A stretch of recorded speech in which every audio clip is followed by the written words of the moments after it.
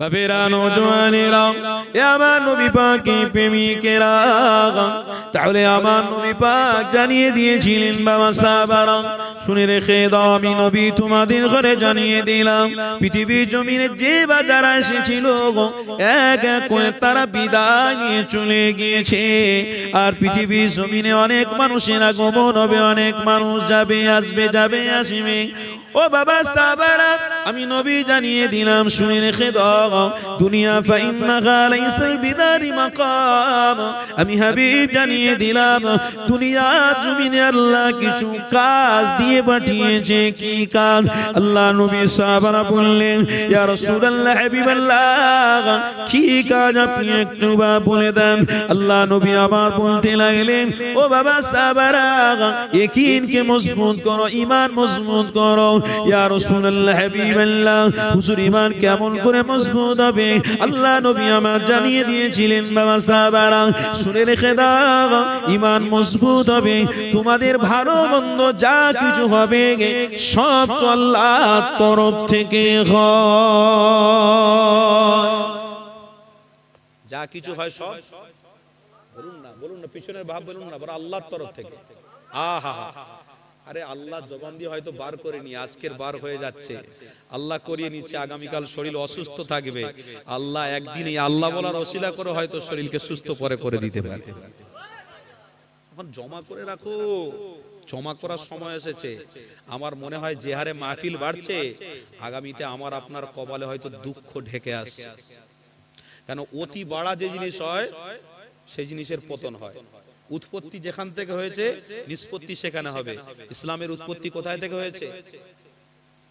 মক্কা আর Medina শরীফ, আর নিষ্পত্তিও সেখানে হবে। তবে মদিনাটা এখনো পর্যন্ত আল্লাহ বাঁচিয়ে রেখেছে। কেন? মুহাম্মদুর রাসূলুল্লাহর ওসিলায়। জোরে বলুন সুবহানাল্লাহ। মক্কার আশেপাশে শুধু মক্কা শরীফ এই জায়গার নামটা জানি, কথা শুনছেন না? বাকি আশপাশে দুবাই এসব ওই এরিয়া গো বাবা। এই যেমন ভারতবর্ষের পশ্চিম বাংলা একটা রাজ্য, গুজরাট একটা রাজ্য, কিন্তু ভারতবর্ষের সঙ্গে এগুলো অ্যাড আছে। পশ্চিম বাংলা, গুজরাট, উত্তরপ্রদেশ, তেলেঙ্গানা, উত্তরাখণ্ড, উড়িষ্যা, ঝাড়খণ্ড, কথা শুনছেন না? এগুলো কিন্তু ভারতবর্ষের শাখা পোশাখা, এগুলো ডানা ছাড়িয়ে ছড়িয়ে রয়েছে। তো এই রকম মক্কা শরীফ কিন্তু আল্লাহর ঘর। ওই জায়গাটা বাদ দিয়ে বাকি কিন্তু দুবাই যে জায়গাটার নাম আমির শাহী বলে যেটাকে প্রকাশ করা হয় আমরা জানি, যেটা কাতার, যেটা আবু ধাবি, এই সমস্ত জায়গাগুলো এটা কিন্তু আরব কান্ট্রি বলা হয়। এটা শুধু মক্কা শরীফ বাদ দিয়ে বাকিগুলো কিন্তু ভরে গেছে। কি ভরে গেছে চিন্তা করো। বোঝা যাচ্ছে যেখানে উৎপত্তি হয়েছে সেখানেই নিষ্পত্তি, মানে পৌঁছে গেছে। ঈমান এদিক ওদিক ওদিক ওদিক ঘুরে ঘুরে সব জায়গা মতন পৌঁছে যাচ্ছে। আবার সেই পশ্চিমা দেশে সেই সমস্ত খারাপগুলো আবার জেগে উঠছে। আবার সেই সমস্ত যেগুলো আল্লাহর নবী নিষেধ করে দিয়েছিল, আল্লাহর কথাতে নিষেধ করে দিয়েছিল, সেইগুলো আবার আস্তে আস্তে আস্তে আস্তে করে বাড়ছে।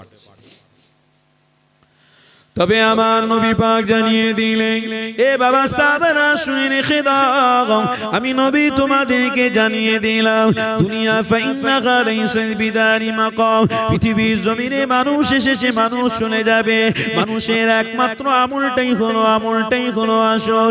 এ যুবকেরা, তরুণেরা শুনে রেখে দাও, আমার নবী পাক জানিয়ে দিলেন, বাবা সাহাবারা তোমরা যদি বিশ্বাস করো মুহাম্মদ রাসূলকে, অবশ্যই তোমাদের মধ্যে আল্লাহ পাকের প্রেম আসবে।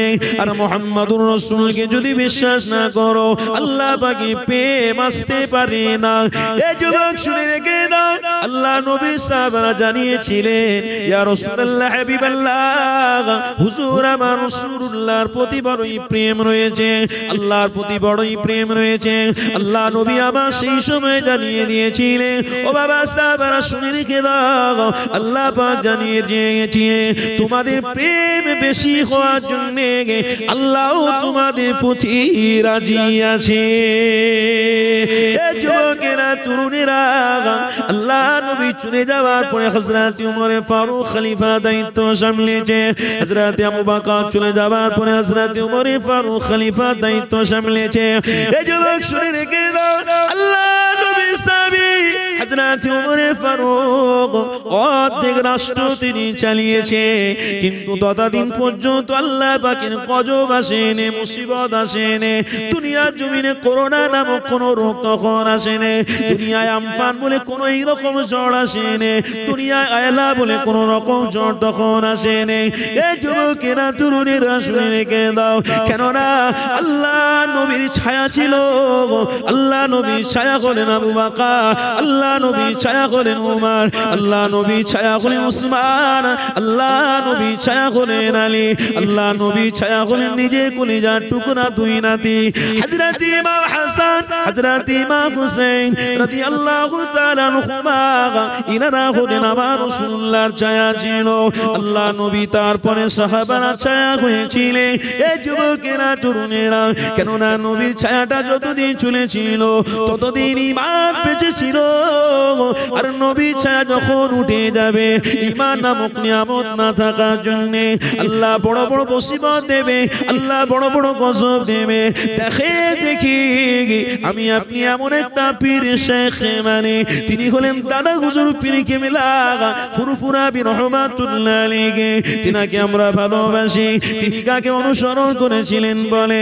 তিনি আল্লাহ নবীকে প্রেম করেছিলেন, তিনি আল্লাহ নবীকে অনুসরণ করেছিলেন, তিনি আল্লাহ নবীকে ভালোবেসেছিলেন এবং বাসার জন্য তিনি রক্ত পানি করে এবার বাংলা ও পার বাংলা সব জায়গাতে ঘুরে ঘুরে দ্বীন ইসলামের পূজা তিনি করে গিয়েছিলেন।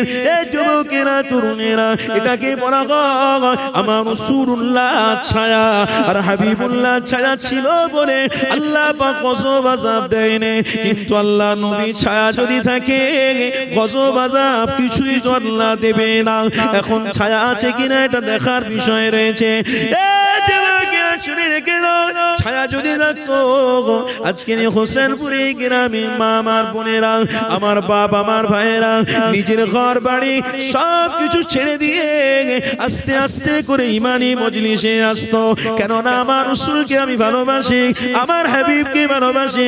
কেন আমার রাসূলুল্লাহ আল্লাহ পাক শাফিউল মুজনাবিন বানিয়েছে, আমার হাবিবকে আল্লাহ পাক ইমামুল মুরসালিন বানিয়েছে।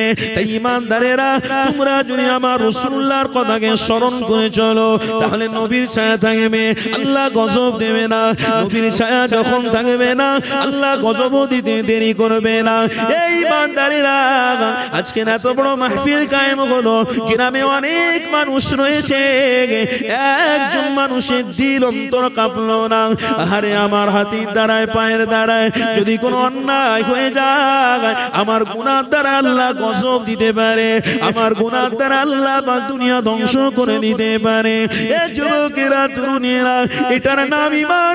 যখন গুনাহ হয়ে যাবে, গুনার কথা স্মরণ করে আল্লাহকে স্মরণ করবে, ও রব্বি আল্লাহ পাক অন্যায় করে ফেলেছি, গুনাহ করে ফেলেছি, আপনি মাফ করে দিন। এটা যদি স্মরণ রাখে বান্দা, আল্লাহ পাক জানিয়ে দিল, ওরে আমার বান্দা, তুমি যখন স্মরণ আমাকে করেছো, আমি আল্লাহ তোমাকে স্মরণ রাখবো।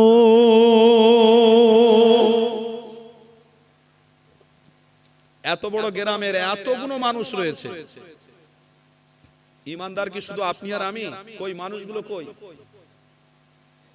তাহলে আস্তে আস্তে করে রাসূলুল্লাহর ছায়া উঠে যাচ্ছে। ছায়া মানে ঈমান, আর ছায়াটা যখন উঠে যাবে তখন হয়ে যাবে বেঈমান। কথা শুনছেন না বাবা? কথা খারাপ নেবেন না, কারণ যতদিন আমার রাসূলুল্লাহর ছায়া ছিল, বড় বড় মুসিবত আসে না। আপনি কিতাব খুলুন, কোরআন খুলুন, কোন জালজালা আসে না। কিন্তু এই হঠাৎ করে দেখতে পাচ্ছি বড় বড় মুসিবত আসছে, আবার নাকি শুনছি করোনা ফিরে আসছে। কি গো, শুনেননি আপনারা? আবার নাকি শুনছি কিছুদিন পরে বড় আকারে ঝড় আসছে। আরে ভাই, মাঘ মাসে ঝড়, পৌষ মাসে ঝড় দেখেছেন কেউ? আল্লাহ না করুক। এখন তো সব বৈজ্ঞানিকের যুগ হয়ে গেছে, স্যাটেলাইটের ব্যবস্থা হয়ে গেছে। কি হচ্ছে না হচ্ছে সব যন্ত্র বলে দিচ্ছে। স্যাটেলাইট বসানো আছে, ও স্যাটেলাইটের দ্বারা সব যন্ত্র বলে দিচ্ছে যে অমুক তারিখে অমুক দিনে বড় ঝড় আসতে পারে, বড় তুফান আসতে পারে, অমুক দিনে ভূমিকম্প আসতে পারে, অমুক দিনে পানিগুলো সব ছলকে এই সমুদ্র থেকে উঠে চলে আসতে পারে। স্যাটেলাইটের দ্বারায় মানুষের কাছে একটা খবর বার্তা চলে আসছে। তাহলে বুঝছে না আমরা কোন সময় চলেছি, বুঝছেন আমরা কোন সময় পার হচ্ছি। এই সময় আল্লাহ ভীরু, এই সময় মোহাম্মদ রাসূলুল্লাহকে প্রেম করা ঈমানদারদের জন্য আরো বেশি দরকার ছিল। কেন? আমরা জানি মুসিবত আসবে। আসবে কখন? আল্লাহ কিয়ামত যখন প্রতিষ্ঠিত করবে, আল্লাহ কিয়ামত যখন ধ্বংস করবে, আল্লাহ যখন কিয়ামত নামক এই এত বড় আযাব দেবে, আমরা বুঝতে পারছি সেই কিয়ামত আসতে পারে। হয়তো এটাও হতে পারে কিয়ামতের আলামত এগুলো সাবধান করে দিচ্ছে, তোমরা সাবধান হও, তোমরা সতর্ক হও, আবার ছায়াতলে ফিরে আসো। যদি ছায়াতলে না ফিরে আসতে পারো তাহলে তোমাদের জন্য কঠিন শাস্তি রয়েছে, সেই শাস্তিতে সবার মৃত্যু হতে পারে। আর কে বেঈমান কে ঈমানদার সেটা আল্লাহু আলাম, আল্লাহ জানে, আল্লাহ বিচার করবে। তো আল্লাহ পাক রব্বুল আলামিন জানিয়ে দিচ্ছে, বান্দারে আমি সময় দিচ্ছি, কিছু কিছু জিনিস দিয়ে আমি বান্দাদেরকে একটু সাবধান করি, সতর্ক করি। বান্দা তোরা সাবধান হও, সতর্ক হও। আজকের বান্দা যদি সাবধান না হয়, আবার সেই মুহাম্মদ রাসূলুল্লাহর ছায়াতলে না ফিরে আসে, তাহলে কিন্তু গজব অনিবার্য, 100 কারণ আল্লাহর পবিত্র কোরআন জানিয়ে দিয়েছে, ইদা জুলজিলাতিল আরদু জিলজালাহা ওয়া আখরাজাতিল আরদু আসকালাহা। আল্লাহ বলছে, বান্দারে এমন একটা সময় আমি দেব যেদিনে কন্যা, যেদিনে তার মা তার বাচ্চাকে দুধ পান করাতে ভুলে যাবে। কিতাবের মধ্যে এসেছে আমি একটা সময়, কঠিন সময় দেব, যেই দিনে তার মা তার বাচ্চাকে প্রসব দেবে, কখন যে বাচ্চা হয়ে গেল সে জ্ঞানটা তার থাকবে না। আল্লাহু আকবার, কঠিন দিন। আমার ঘরের ছেলেরা, আমার ঘরের মা, আমার ঘরের বোনেরা, দেখো সব কঠিন দিন সব সব ভুলে গিয়েছে, এখন সব কঠিন দিন করে ফেলেছে দুনিয়া। দুনিয়াদারি সব ব্যস্ত হয়ে গেছে। দূর মিয়া, কবে কি আযাব হবে, কবে কি হবে, রাসূল কি বলে গেছে বলুন নাউযুবিল্লাহ, এগুলো সব ছেড়ে দাও, সব কিছু না। এখন মজা করেলি, তারপর যা হবে হবে। আরে মজা কি করবি রে বাবা? এই তো কিছুদিন আগে একটা সোশ্যাল নেটওয়ার্কে একটা ভিডিও ভাইরাল হয়েছে, আপনারা দেখেছেন কি জানি না। বাপের একটাই ছেলে, কথা শুনছেন আমার? বাপের একটাই ছেলে, তাও কোথায় হয়েছে জানেন? এটা আরব মহাসাগরে, এই আরব দেশে এক বাপের একটাই ছেলে। ওই ছেলেটাকে যখন মাইয়াত হয়ে গেছে, কাফন দিয়ে সুন্দর করে নিয়ে মাইয়াতকে যখন জানাজারে নামাজ পড়ানোর জন্য সবাই দলবদ্ধ হয়েছে, জানাজারে নামাজও হয়ে গেছে, জানাজারে নামাজ পড়ানোর পরে ওই মাইয়াত থেকে নিয়ে কবরে দাফন করা হয়। কি গো, হয় না? হয় না? দাফন করে নিয়ে যে যার সব মাটি দিয়ে আস্তে আস্তে করে সব ফিরে গেছে। বাপ বসে বসে চিন্তা করছে, আমার এত টাকা, আমার এত পয়সা, একটাই ছেলে, কি করে মার্ডার হলো, কি করে সে মরল? আমি টাকাগুলো তো আমার ছেলের জন্য সব বরাদ্দ করে রেখেছিলাম। শয়তান একটা ওয়াসওয়াসা দিচ্ছে, শয়তান ফিলিংস তৈরি করেছে। সে আস্তে আস্তে করে মুফতির কাছে ফতোয়া নিতে গেছে, মুফতি সাহেব লাশটা দাফন করেছি, আমার ছেলেকে কে মারলো, কি করে মরলো আমি এটা জানতে চাই, তাতে আমার যা হবে হবে। মুফতি সাহেব কি হবে বলেন? মুফতি সাহেব ফতোয়া দিয়ে দিলেন, কবর থেকে লাশ তোলেন, কোনো অসুবিধা নেই। ভাই আশ্চর্যের কথা বলছি, অরিজিনাল কথা বলছি। হ্যাঁ, ওই মাইয়াতটাকে যখন তোলার জন্য 4 জন ব্যক্তি গেল, গিয়ে কবরটা আস্তে আস্তে করে খুলছে, মাত্র খবরের মধ্যে দেখাচ্ছে মাত্র 1.5 থেকে 2 ঘন্টা। কত ঘন্টা ভাই? 1.5 থেকে 2 ঘন্টা দাফন করেছিল। ওই 1.5-2 ঘন্টা পরে আবার তার বাপ লোকজন নিয়ে মুফতির কাছ থেকে ফতোয়া নিয়ে যখন কবর খুলছে, এই 2 ঘন্টার মধ্যে যে বাচ্চাকে সুন্দর করে গোসল দিয়ে জানাজারের নামাজ পড়িয়ে মাটি দেওয়া হয়েছিল, সেই বাচ্চাটা 2 ঘন্টার ভিতরে তার চেহারা দিয়ে টাটকা টাটকা রক্ত বের হচ্ছে, তার চেহারা বিলীন হয়ে গেছে। কে যেন এসে তাকে কেমড়েছে, মেরেছে, এঁচড়েছে, অথচ কবর যেমন মাটি দেওয়া তেমন রয়েছে। আল্লাহ বলছে, বান্দা আমি কিছু কিছু দেখাই, এগুলো আল্লাহ দেখাচ্ছে। আবার একটা ভিডিও ভাইরাল হয়েছে, কি জানেন? মাটি দিয়ে দিয়েছে, মাটি দিয়ে চলে গেছে, সবাই চলে গেছে। তারপর একটা গভীর আওয়াজ আসছে, এই হাইয়েস্টলি এই 3-4 দিনের কথা বলছি, এটা ভাইরাল হয়েছে, দেখবেন কবর দিয়ে আওয়াজ আসছে। রিপোর্টাররা সব এসে গেছে, এখন তো মাশাআল্লাহ সব রিপোর্টের ব্যবস্থা, মাশাআল্লাহ ওয়াজও শুনতে গেলে আমার ইউটিউবে সার্চ মারলেই হয়ে যাবে, কোন মনি সাহেবের ওয়াজ শুনবেন, কোন আলেমের ওয়াজ শুনবেন। হ্যাঁ, কে আবার তো বলেই বসছে বাবা নবীজি থুতুতে তেনার বদ্ধ ছিল, থুতুটা ভালো না, থুতুটা গন্ধ ছিল, রাসূলুল্লাহ এরকম দেখতে ছিলেন, আর রাসূলুল্লাহর 6 প্যাক ছিল, 12 প্যাক ছিল, বাবা এই সমস্ত বলছে, দেখ শুনতে পাচ্ছি সব। আল্লাহ খায়ের করেন, যার ভিতরে রাসূলুল্লাহর ভালোবাসা নেই সে কি করে ঈমানদার বলে দাবি করে, আমি তো নিজেই বুঝতে পারছি না। কি গো, নবী ছাড়া ঈমান হয়? এই নবী ছাড়া ঈমান হয়? আজকের ওই সমস্ত ব্যক্তিরা ইউটিউবে ভাইরাল বক্তা, কথা শুনছেন? ঈমান লোটার জন্য এক শ্রেণীর আলেমকে তৈরি করে ছেড়ে দেওয়া হচ্ছে, সাবধান সতর্ক। কিছুদিন আগে একটা মসজিদে দেখতে পাওয়া গিয়েছিল, ইমাম সাহেব 13-14 বছর ইমামতি করেছে, কথা শুনছেন আমার? 13-14 বছর ইমামতি করেছে। তারপরে যখন দেখতে পাওয়া গেল, ওরে বাপ রে বাপ, সে একজন ইহুদি ব্যক্তি। কি ব্যক্তি ভাই? ইহুদি ব্যক্তি। কেন জানতে পারা গেল?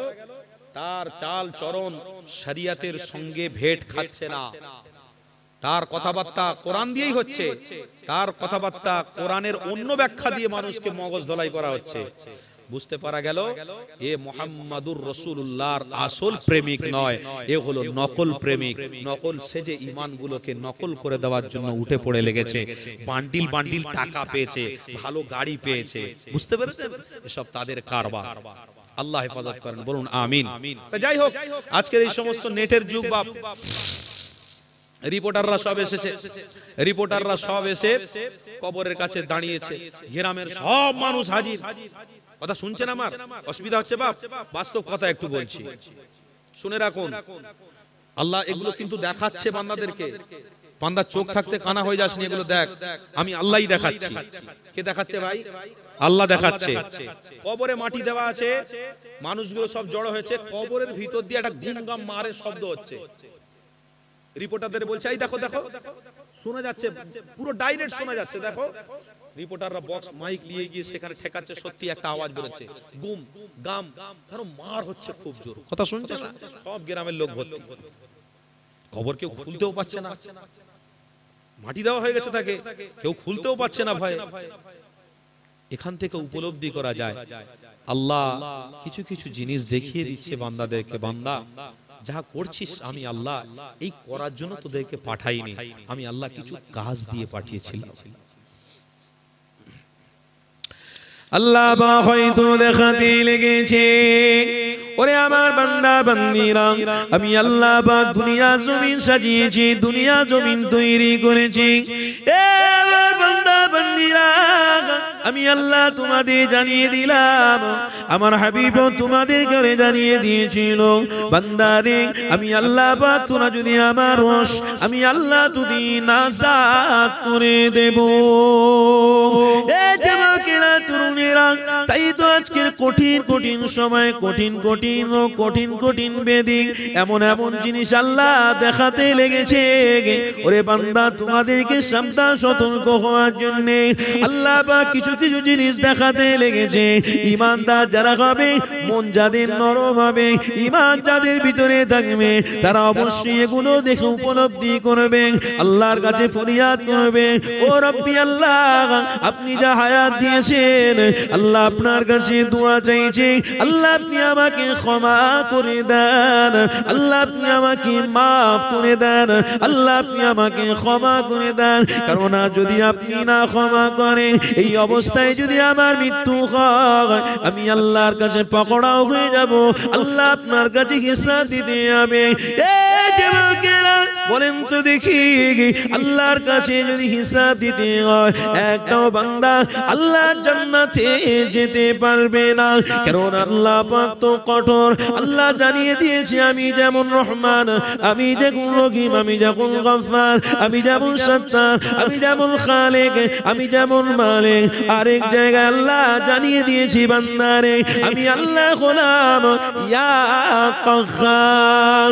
আল্লাহ জানিয়ে দিয়েছি, বান্দারে রে তোরা ফিরে আয় আমার কাছে যা আমি আল্লাহ পাক পৃথিবীর জমিনে তোদের হায়াত দিলাম এই হায়াত থাকতে থাকতে আমি আল্লাহ পাক আমার সঙ্গে সম্পর্কটা জুড়ে নে আমার দাসত্ব কর আমার হাবিবকে তোরা মেনে নে আমার হাবিবকে যদি মানিস আমার হাবিব যা যা বলেছে সেটা সেটা তোরা করা শুরু করে দে তবে আমি আল্লাহ পাক কাল কিয়ামতের দিনে তোদের জন্য ভিআইপি জায়গা রেখেছি এই যুবকেরা বাবা তরুণেরা ভিআইপি জায়গা সম্পর্কে আল্লাহ নবী জানিয়ে দিলেন বাবারা শুনে রেখে দাও ওই ভিআইপি জায়গা তোদের দেওয়া হবে কারা ভিআইপি জায়গা পাবে যারা পৃথিবীর জমিনে না খেয়ে রোজা রেখেছিল একদিন দুদিন তিন দিন রোজা রাখার পরেও তাদের খাবার মতো ফল ছিল না পূজা পূজা বাজারের ফলগুলো খেয়েছিল এমন করে রোজা রাখতো গরিবী অবস্থায় কাটিয়েছিল ইফতার যখন করতেছিল ছোলা পর্যন্ত তাদের কপালে জোটেনি আর এই রকম গরিবী অবস্থায় তারা আল্লাহ আল্লাহ রসুলকে প্রেম করেছে আল্লাহ নবীকে ভালোবেসেছে আমার রাসূলুল্লাহ জানিয়ে দিলেন আমি নবী জানিয়ে দিলাম কাল কিয়ামতের দিনে হাসরের ময়দানে আল্লাহ তাদের ঘরে আগে ভিআইপি আরশের ছায়া দেবে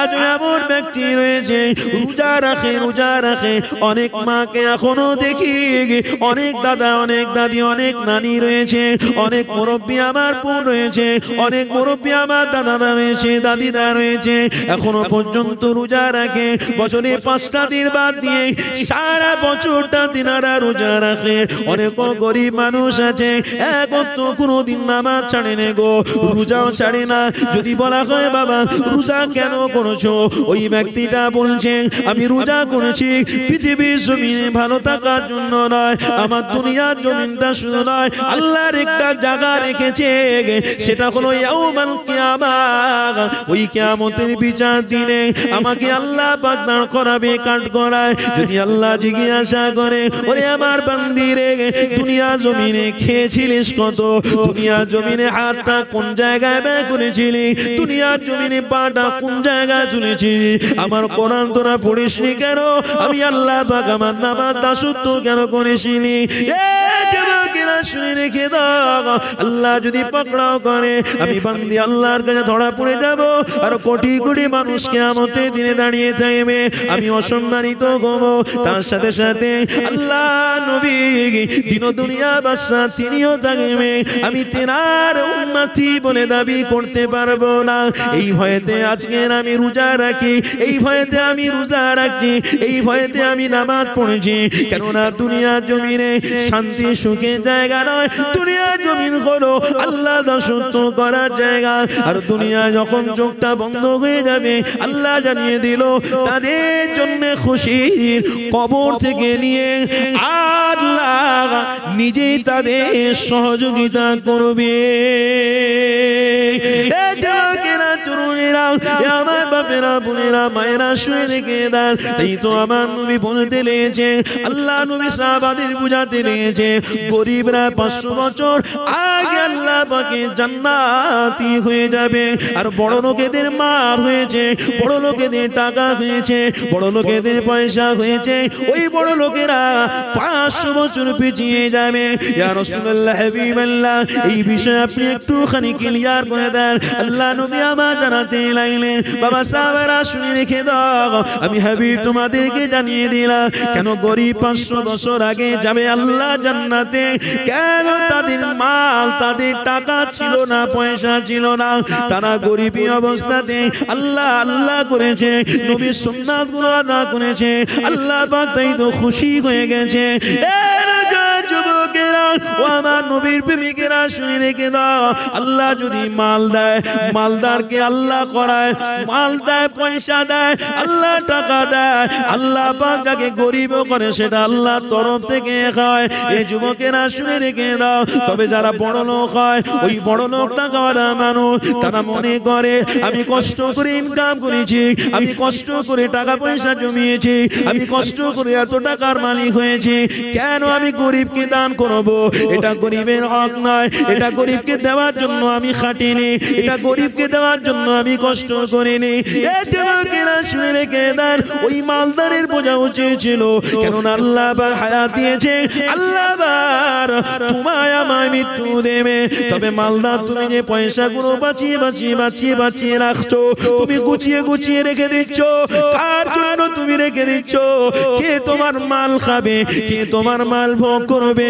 ওরে আল্লাহর বান্দা, তুমি যদি আমার রাসূলুল্লাহর উম্মত হও, তুমি যদি আমার হাবিবকে প্রেম করো, ভালোবাসো, অবশ্যই আমার নবী জানিয়ে দিলেন, মালদার হওয়ার পরেও যদি সে তার মালগুলো নিয়ে আল্লাহর রাস্তায় দান করে দেয়, কিয়ামতের দিনে কোনো হিসাব আল্লাহর সামনে দিতে হবে না।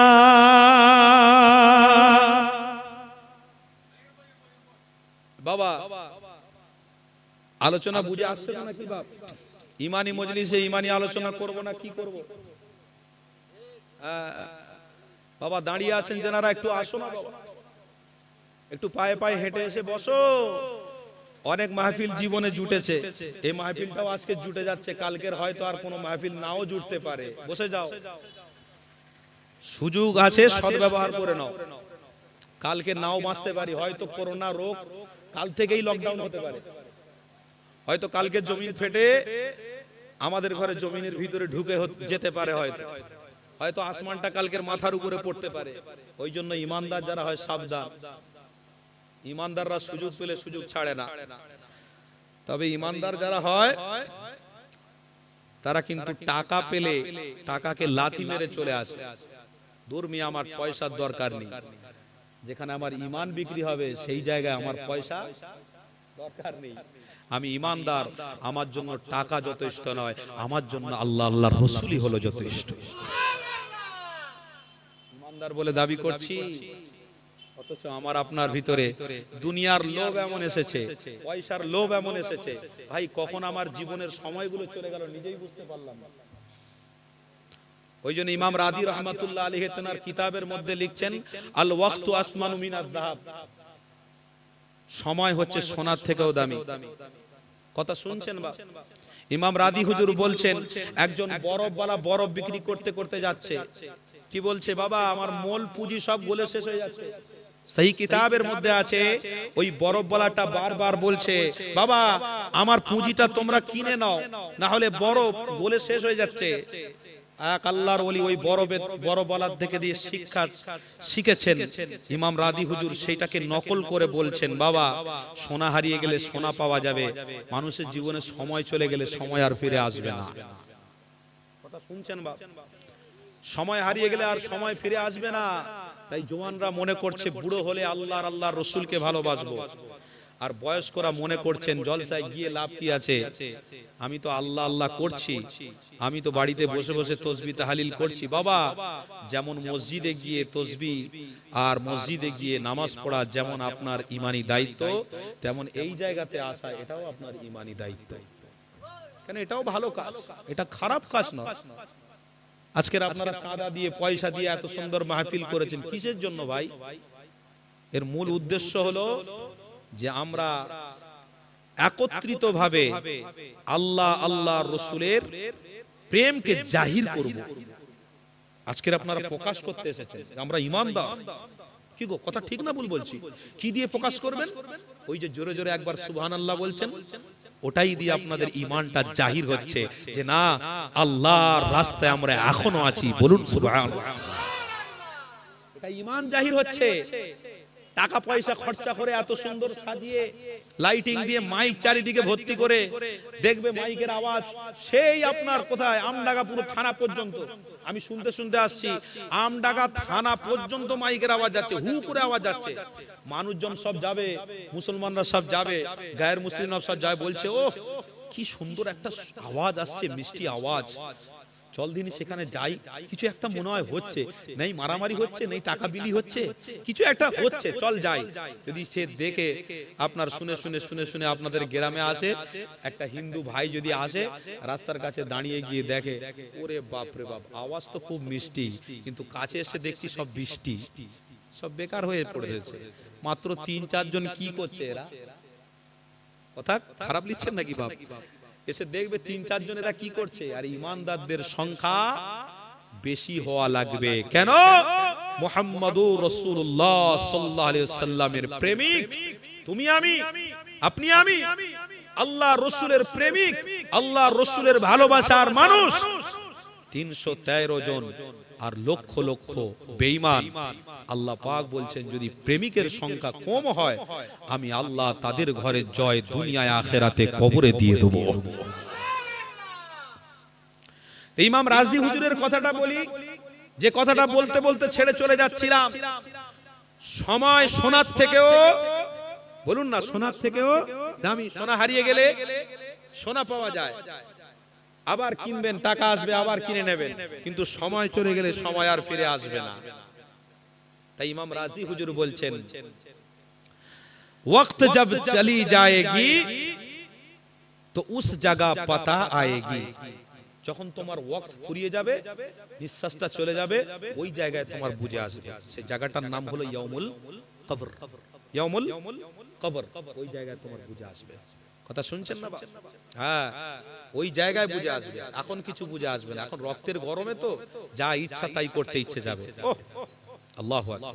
আচ্ছা আসেন একটু মুহাব্বতের জিকির, আপনারা একটু সরে সরে আসেন, একটু জিকির লা ইলাহা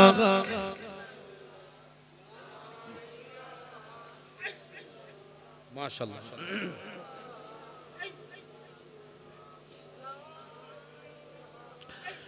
লা ইলাহা ইল্লাল্লাহ মুহাম্মাদুর রাসূলুল্লাহ। আল্লাহুম্মা সাল্লি আলা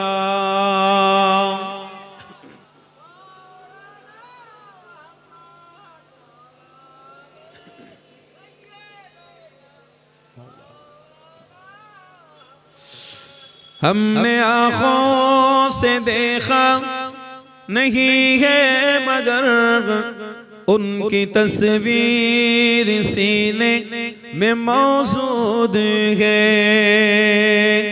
जिसने लाकर कलामे इलाही दिया ओ मोहम्मद मदीने में मौजूद है।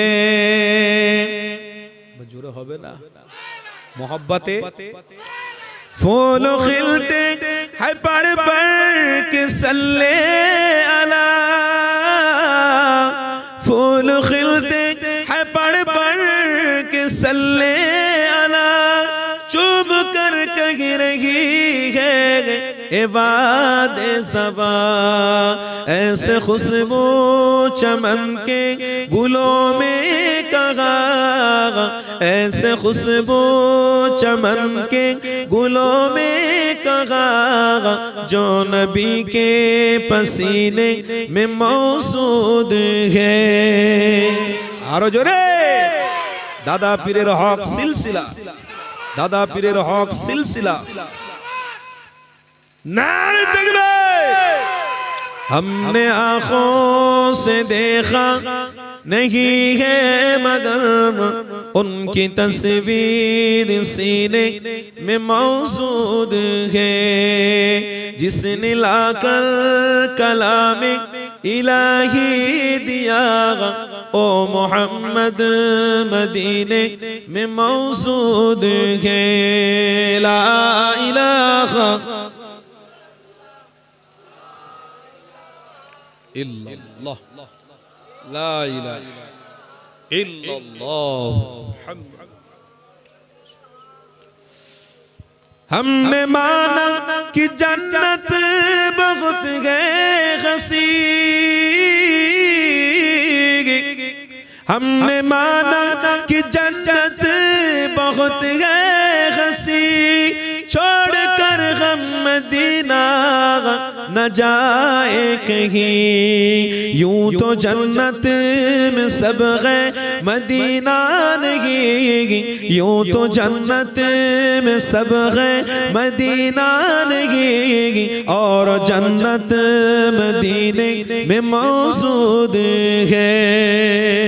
हमने आँखों से देखा नहीं है मगर उनकी तस्वीर सीने में मौजूद है, जिसने लाकर कलाम इलाही दिया ओ मोहम्मद मदीने में मौजूद है।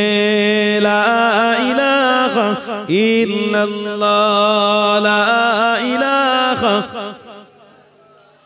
ला इलाहा इल्लल्लाह मुहम्मदुर रसूलुल्लाह।